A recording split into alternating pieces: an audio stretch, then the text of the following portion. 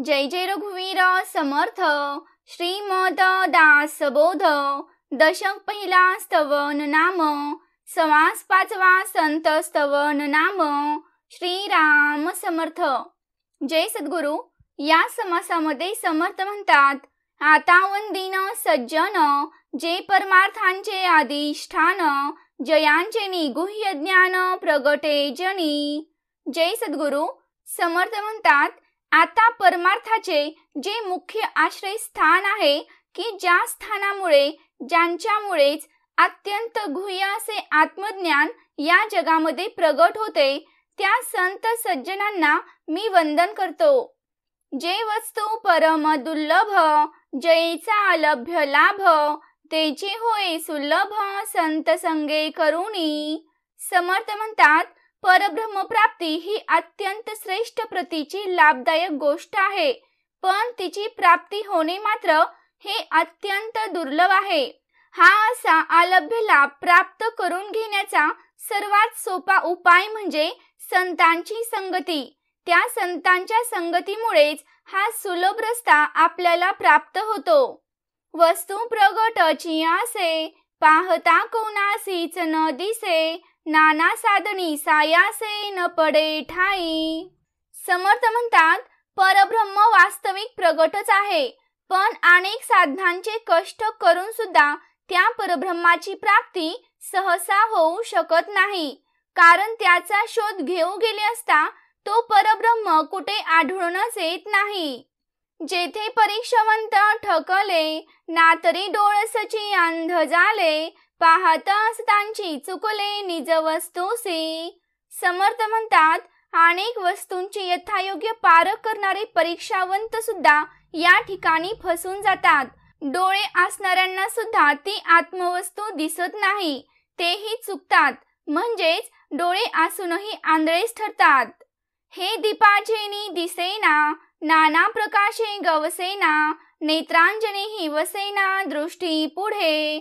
समर्थ म्हणतात, दिव्याच्या प्रकाशाने किंवा इतरही वेगवेगळ्या प्रकारच्या प्रकाशाने आत्मवस्तू दिसतच नाही। एवढेच नव्हे तर डोळ्यामध्ये नेत्रांजन घालून ती पाहण्याचा प्रयत्न केला तरी सुद्धा ती आत्मवस्तू आपल्या दृष्टीपुढे येत नाही। 16 कळी पूर्ण शशी दाखवू शकेना वस्तूसी तीव्र आदित्य कळारासी तोही दाखविना। समर्थ म्हणतात, 16 कलांनी परिपूर्ण असा पौर्णिमेचा चंद्र सुद्धा ती आत्मवस्तू दाखवण्यास समर्थ नाही। एवढेच नव्हे तर अत्यंत तीव्र प्रकाशाने तळपणारा तेजोनिधी असा सूर्य सुद्धा ती आत्मवस्तू कोणालाही दाखवू शकत नाही। जया सूर्याचेनी प्रकाशे ऊर्णतंतू तोही दिसे नाना सूक्ष्म पदार्थ भासे अनुरेनादिक। समर्थ म्हणतात, कोळ्याच्या अंगातून बाहेर पडणारा अतिसूक्ष्म तंतू सूर्यप्रकाशामुळे दिसू शकतो, तसेच अणुरेणू सुद्धा यांसारखे सूक्ष्म असे पदार्थही सूर्यप्रकाशाच्या योगाने आपण पाहू शकतो।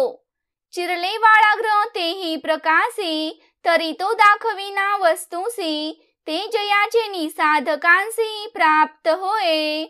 समर्थ म्हणतात, एवढेच कशाला, केसाच्या अग्राचे चिरलेले टोक सुद्धा आपण सूर्याच्या प्रकाशाने पाहू शकतो। ते केसांचे टोक आपल्याला सूर्यप्रकाशाने दिसू शकते, पण असा सूर्य सुद्धा त्या आत्मवस्तूला प्रकाशित करू शकत नाही। पण अशा दुर्लभ आत्मवस्तूची प्राप्ती साधकांना संतांच्या कृपेने मात्र होऊ शकते। जेते आक्षेप आटले जेते प्रयत्न प्रस्तावले जेते तर्क मंदावले तर्किता निज वस्तूसी। समर्थ म्हणतात, आत्मवस्तूचे स्वरूप असे विलक्षण आहे की त्या ठिकाणी सर्व आक्षेप हे निरुपयोगी होतात, प्रयत्न उपयोगी पडतच नाहीत। तर्काने ती गोष्ट जाणण्याचा प्रयत्न केल्यास त्या ठिकाणी तर्क सुद्धा मंद होतो, तो तर्कही मंद पावतो। वळे विवेकाची वेगडी पडे शब्दाची बोबडी जेथे मनाची तांतडी कामा नये। समर्थ म्हणतात, विवेकाने त्या आत्मवस्तूचा शोध घेण्याचा प्रयत्न केल्यास आपला विवेक सुद्धा पांगळा पडतो, शब्दांनी ती आत्मवस्तू जाणण्याचा प्रयत्न केला तर आपल्या शब्दांचीच बोबडी वळते आणि मनाने जाणायला जावे तर तेथे मनाची धडपड उपयोगी पडत नाही. जो बोलकेपणे विशेष सहस्त्रमुखांचा जो शेष तोही स्नला निशेष वस्तू न संगवे. समर्थ म्हणतात, शेषा सहस्त्रमुखे असल्यामुळे वक्त्यांमध्ये तो विशेष प्रसिद्ध आहे, पण तो सुद्धा वर्णन करून थकला आहे, तरी त्याला निजवस्तूचे वर्णन करता आले नाही. वेदे प्रकाशिले सर्वही, वेद विरहित काही नाही, तो वेद कोणासही दाखवू सकेना. समर्थ म्हणतात, वेदांत सर्व वस्तूंचे वर्णन आपल्याला दिसून येते. त्यामध्ये ज्या वस्तूचे वर्णन नाही अशी एकही वस्तूच नाही असे म्हणले जाते. म्हणजेच वेदामध्ये, शास्त्रात, पुराणात या जगातील प्रत्येक गोष्टीचे वर्णन केले आहे, पण तो वेद सुद्धा कुणालाही आत्मवस्तू दाखवू शकत नाही. तेची वस्तू संत संगे, स्वानुभवे कळो लागे, त्याचा महिमा वचनी सांगे ऐसा कवनू.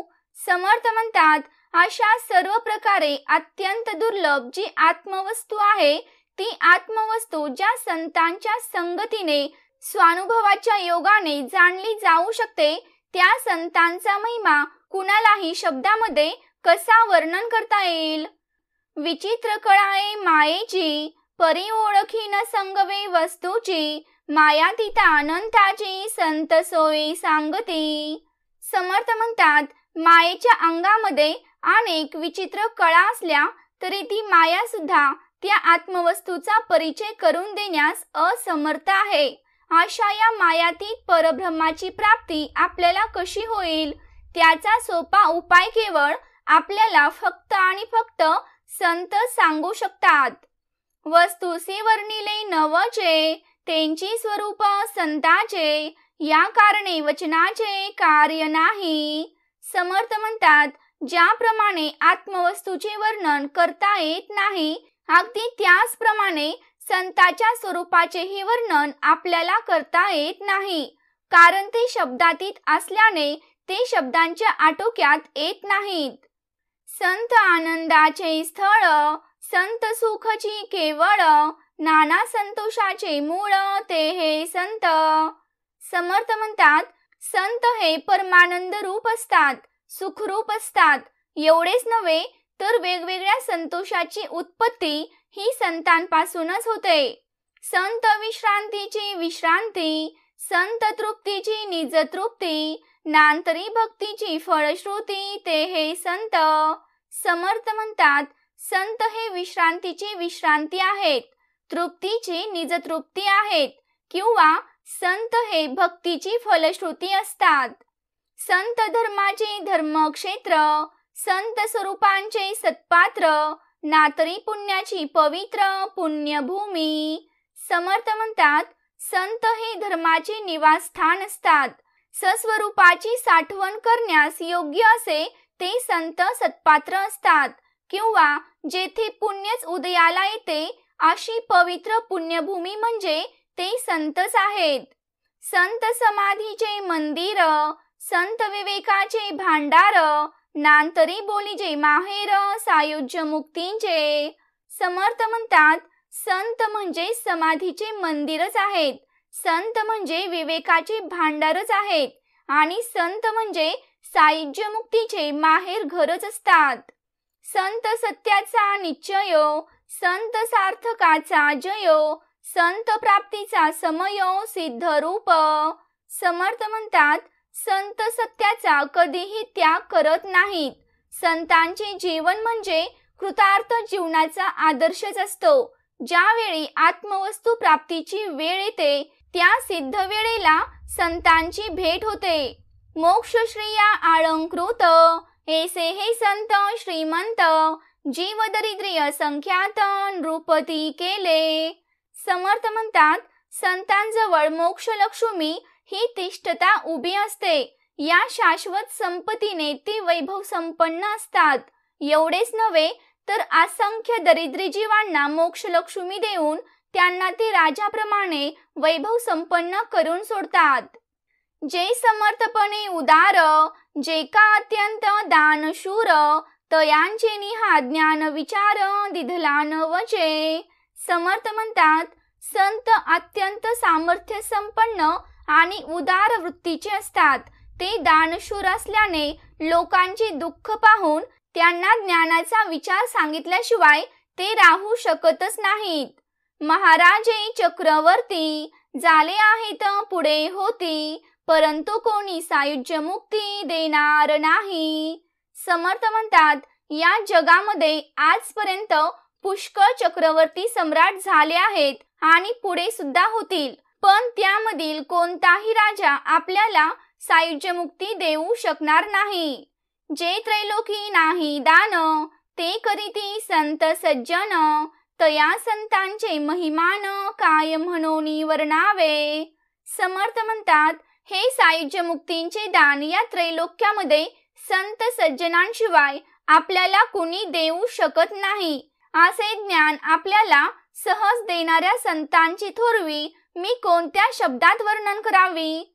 जे त्रैलोक्याहून वेगळे, जे वेदश्रुतीसी ना कळे, त्यांची जयाची निओळे परब्रह्म अंतरी.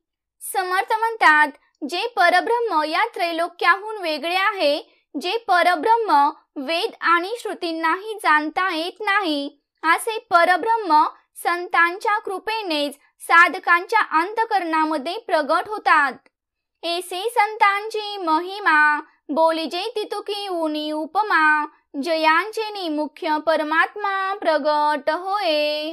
समर्थ म्हणतात, असा हा संतांचा महिमा अगाध असल्यामुळे त्या संतांचा महिमा वर्णन करण्यास कितीही उपमा दिल्या तरी त्या अपुऱ्याच पडतात. संतांच्यामुळेच मुख्य परमात्मा आपल्याला प्रगट होतो. थोडक्यात या समासामध्ये समर्थांनी आत्मज्ञानी असणारे संत हे श्री समर्थांचे आदर्श पुरुष आहेत. मी आत्माच आहे ही ठाम भूमिका घेऊन तो जीवन जगत असतो. त्याच्या अनुभवाचे क्षेत्र हे स्थल दिक्लातीत असल्यामुळे अनंता इतके विशाल असते. अहंकार, वासना यांसारखे निर्मूळ करून सदोदित अत्यंत समाधानी आणि स्वानंद साम्राज्यात लीन होऊन ते संत राहत असतात. अत्यंत सूक्ष्म, अदृश्य आणि शाश्वत अशी आत्मवस्तू आपल्या सदिच्छाला मुक्त हस्ताने देऊन त्याला आत्मसाक्षात्काराचा मार्ग दाखवणारे फक्त आणि फक्त संतच आहेत.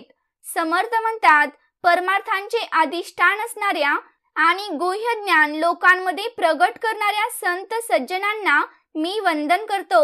संत संगामुळे परम दुर्लभ अशा परमात्म्या वस्तूचा अलभ्य लाभ आपल्याला होतो. ती परमात्मा वस्तू अगदी प्रगट असते, पण नेहमीच्या देहबुद्धीने त्या आत्मवस्तूला शोधायला लागलो तर ती आत्मवस्तू आपल्या कोणालाच दिसत नाही. अनेक प्रकारच्या कष्टदायक साधनांनी सुद्धा ती आत्मवस्तू अनुभवायला येत नाही.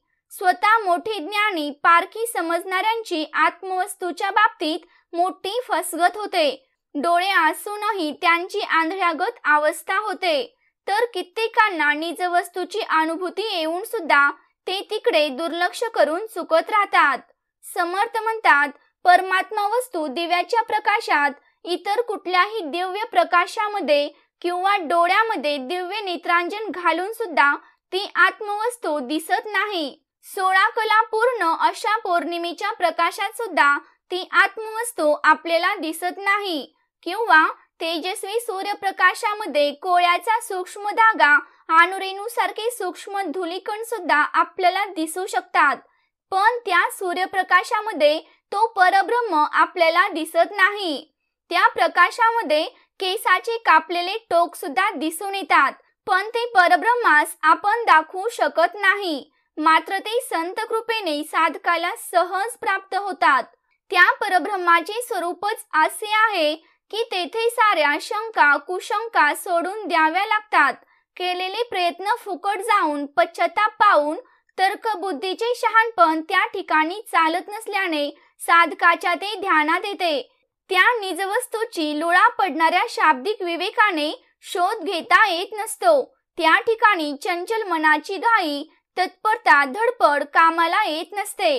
अखंड बोलू शकणारा सहस्त्रमुखी शेष सुद्धा त्या ब्रह्मावस्तूचं वर्णन करताना थकून जातो, तरी तो सुद्धा नेमकेपणाने ते वर्णन सांगू शकत नाही. वेदात अनेक विषयाबाबत सखोल चर्चा केली आहे. जे वेदात नाही ते कोठेच नाही असं ज्ञानी लोक म्हणतात. असा तो वेद सुद्धा त्या परब्रह्माची कोणाला अनुभूती देऊ शकत नाही. पण समर्थ म्हणतात, त्या संतांच्या संगतीमुळे स्वस्वरूपाच्या अनुभवाने त्या परमात्म्याचे स्वरूप आपल्याला कळू लागते. त्या अनुभवाचे वर्णन वाणीने सांगता येईल असा कोणीच नाही. या मायेची कळा म्हणजेच सामर्थ्य विचित्र आणि अगाध आहे, पण ती त्या परब्रह्मानुभूतीची ओळख आपल्याला पटवू शकत नाही. मायातीत अशा त्या परब्रह्माची ओळख करून देण्याची सोय मात्र हे फक्त आणि फक्त संतच करतात. समर्थ म्हणतात, आत्मस्वरूप संतांचे वर्णन नवचे म्हणजेच कोणत्याही प्रकारे शब्दाने करता येत नाही. हेच त्या संतांचे खरे स्वरूप आहे. या ठिकाणी शब्द कामाला येत नाहीत.